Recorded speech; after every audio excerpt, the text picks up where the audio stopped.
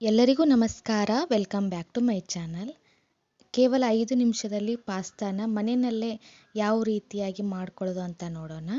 ಮೊದಲು ಒಂದು ಪಾತ್ರೆ ತಗೊಂಡು ಅದಕ್ಕೆ ಸ್ವಲ್ಪ ಎಣ್ಣೆ ಹಾಕಿ, ಸಾಸಿವೆ ಜೀರಿಗೆ ಹಾಕಿ ಅದು ಸಿಡಿದಾದ್ಮೇಲೆ ಸಣ್ಣದಾಗಿ ಹೆಚ್ಚಿರುವಂಥ ಒಂದು ಈರುಳ್ಳಿನ ಹಾಕಬೇಕು. ಆನಂತರ ಸ್ವಲ್ಪ ಕೊತ್ತಂಬರಿ, ಒಂದು ಮೆಣಸಿನ್ಕಾಯಿನ ಹಾಕಬೇಕು. ಆಮೇಲೆ ಸ್ವಲ್ಪ ಟೊಮೆಟೊನ ಹಾಕಿ ಫ್ರೈ ಮಾಡಿ, ಆಮೇಲೆ ಸ್ವಲ್ಪ ಅರಿಶಿನ ಪುಡಿ, ಸ್ವಲ್ಪ ಖಾರದ ಪುಡಿ ಹಾಕಿ ಫ್ರೈ ಮಾಡಿ, ಆನಂತರ ನಾವು ಮೊದಲೇ ಪಾಸ್ತಾನ ಸ್ವಲ್ಪ ಉಪ್ಪು ಹಾಕಿ ಒಂದು ಕುದಿಸಿಟ್ಕೋಬೇಕು. ಆನಂತರ ಅದನ್ನೇ ಕುದ್ದಿರುವಂಥ ಪಾಸ್ತಾನ ಬಾಣಲೆಗೆ ಹಾಕಿ ಚೆನ್ನಾಗಿ ಕಲಿಸ್ಬೇಕು.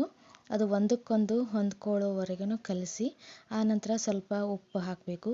ಆಮೇಲೆ ಸೋಯಾ ಸಾಸ್, ಟೊಮೆಟೊ ಸಾಸ್ ಹಾಕಿ ಫ್ರೈ ಮಾಡಿದರೆ ಪಟಾಪಟ್ ಅಂತ ಹೋಟೆಲ್ ಸ್ಟೈಲ್ ಪಾಸ್ತಾ ರೆಡಿ ಆಗುತ್ತೆ. ಇದನ್ನ ನೀವು ಮನೆಯಲ್ಲಿ ಒಂದ್ಸರಿ ಟ್ರೈ ಮಾಡಿ, ತುಂಬ ಟೇಸ್ಟಿಯಾಗಿರುತ್ತೆ. ಮಕ್ಕಳಿಗೆಲ್ಲ ತುಂಬಾ ಇಷ್ಟ ಆಕತಿ. ನೀವು ಒಂದ್ಸರಿ ಟ್ರೈ ಮಾಡಿ ಯಾವ ರೀತಿ ಬಂದಿದೆ ಅಂತ ಕಮೆಂಟ್ ಮುಖಾಂತರ ತಿಳಿಸಿ.